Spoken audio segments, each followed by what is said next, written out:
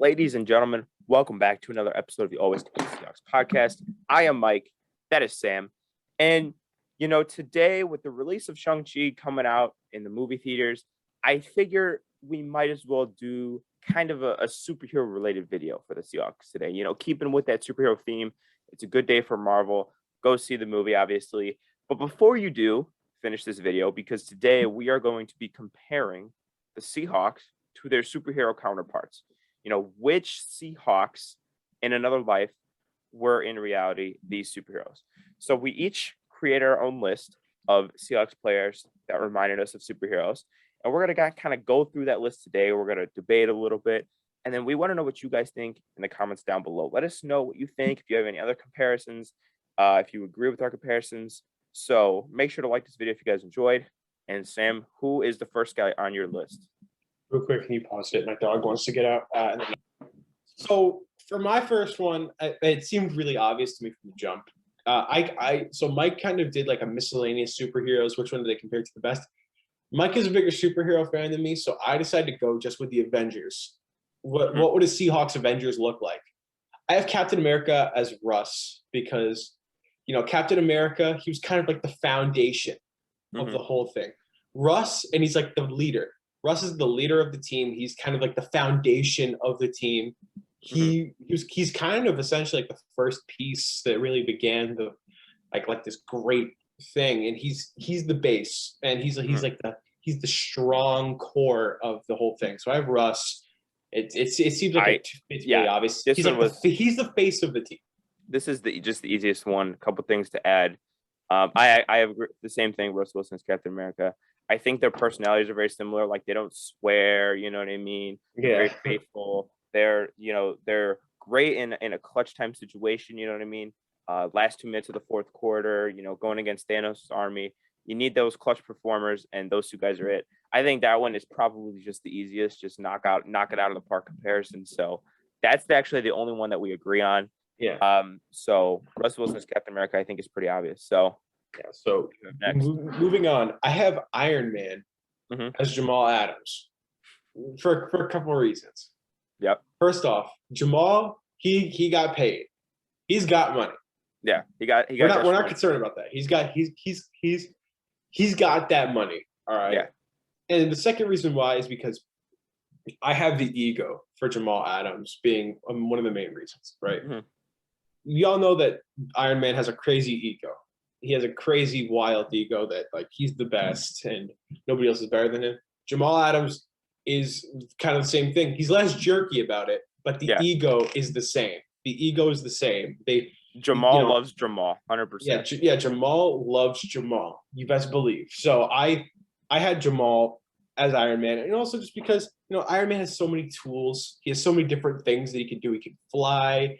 He can like shoot like lasers or whatever he can out of his hand. He has so many different tools that he can use. Jamal can be used anywhere. It seems like it fits pretty well. So I have Iron Man being Jamal Adams. Okay. I mean, I have Jamal as somebody else later in my list, but I think my next one, who again was one of the guys that I was just like, this just fits perfectly. I have DK Metcalf as Superman. For a couple of reasons. Number one, I'm not sure that DK Metcalf is a human being. He might in fact be from a different planet. He is super strong, super tall, super fast, super good looking. Oops. He can literally do everything. But just like Superman, he's got one distinct weakness. With Superman, it's his kryptonite. With DK Metcalf, it's Jalen Ramsey. Yeah, Jalen Ramsey. So he's got, the speed, the strength, the muscles like Superman. He's not from Earth, and he's got a kryptonite. And kryptonite sucks that it's in our division, but it's whatever. So I have DK Metcalf as Superman. It's like if Lex Luthor lived next door to Superman. Just every time Superman walks out of the house, it's like if they were like apartment. It's in neighbors, just like right there next to each other. But yeah, I mean that totally makes sense. I have DK on later, fitting to the Avengers theme. But ladies and gentlemen, for my Thor, I have Josh Johnson. Woo! Thor is a god. He's a god. He cannot be compared to. No. Josh Johnson is a god. Right. he's I agree with that. he has this aura that radiates around him. That's different, Yeah. right? Yeah. And then he also has the long hair. He's got the long hair to make it work. You can't just go out and say, "Oh, somebody with a buzz cut is Thor." No. Thor is not Thor without the long locks. Yeah. I know that he technically, cut it during a couple of the movies, but hey, I don't care. No, I don't. He didn't even cut it. He got it. It was cut against his will. They kind of pinned him down and cut it for him. So, I agree with you on that one. For my next one, I have Jamal Adams. And I'm going to compare him to Black Panther. A couple of reasons here. I think the way that they move around, like Jamal Adams out there, he moves like a cat. He's very spry, very athletic, very fast. And we've seen, Black Panther move around. He's a super athlete. Saw him in Civil War. He's outrunning, driving cars. Just absolutely a freak athlete. They're really versatile. They could do it all. They got speed, strength. Both of them could just do it all. And another little snippet that I had I thought was kind of neat. So Black Panther is King T'Challa. His father used to also be the king of Wakanda before he passed away and the mantle was passed on to him. Well, Jamal Adams, just like Black Panther, was led in the footsteps by his father. His father was also a first-round pick in the NFL, played for the New York Giants. I believe he also won a Super Bowl. But just like Black Panther, he's following in the footsteps of his father. So I have Jamal Adams being compared to the Black Panther. Yeah, totally fair. Totally fair. I really see the comparison. Once again, I kind of had to stay in the bounds of my Avengers team. Yeah. Kind of seems similar here.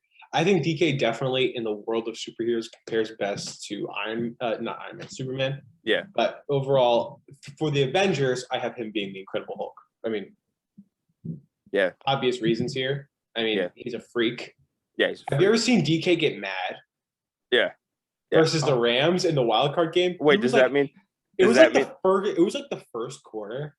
On like the second drive of the game, he got shut down and he's like throwing helmets and like yelling at people. So he got pissed. But does that mean that Jalen Ramsey's the Hulkbuster armor that they had to like deploy to stop him in the Age of Ultron, just holding him down? Yeah, he's like it's like the special. Yeah, it's like the special kind of they had to make something. They had to get something that could stop this man. Yeah, I have DK being the Hulk. I mean, everybody's seen the iconic picture. Yeah. No reasons needed here. Nobody's gonna fight that. You having DK as the Hulk right before I say that Tyler Lockett is Black Widow just kind of fits. I think it just kind of fits. They kind of have that the little romance going. DK and Tyler definitely got the romance. But I have Tyler Lockett as Black Widow. Now pause. It's not disrespectful. The reason that I have him as Black Widow is because I think, Tyler Lockett, you look at Tyler Lockett, he's like 5'9", is like 185, 190 maybe. He's small. He's fast, but he's not like blazing fast. He's not as fast as he was. No, he's not as fast as he was. On paper, this guy should be ass. Like, he should not be good. Black Widow doesn't have superpowers. She doesn't really have any cool gadgets. She's not a billionaire like Iron Man or whatever, but it just works. She just is a good Avenger. She's a good superhero. With Tyler Lockett, he is just a great wide receiver. He is a great route runner. He has great hands. He gets open. It's like, if you're creating a Madden player, you're never going to create Tyler Lockett, right? The short, skinny, not that fast guy. You're never going to create Black Widow. But they just make it work. You know what I mean? Like they just do their jobs well. So that's my comparison for Tyler Lockett. Sorry, any Tyler Lockett stands who find it disrespectful. Yeah. Moving on to my Black Widow. This is one that I'm very fond of. This is my favorite right here. This is my favorite one that I did. I have Poona Ford as Black Widow. Once again, this is not disrespectful in any way. Poona Ford, like you said, Black Widow is a spy. She doesn't have any cool gadgets. She doesn't really have anything that sticks out. That's like, oh my God, this is what makes her amazing.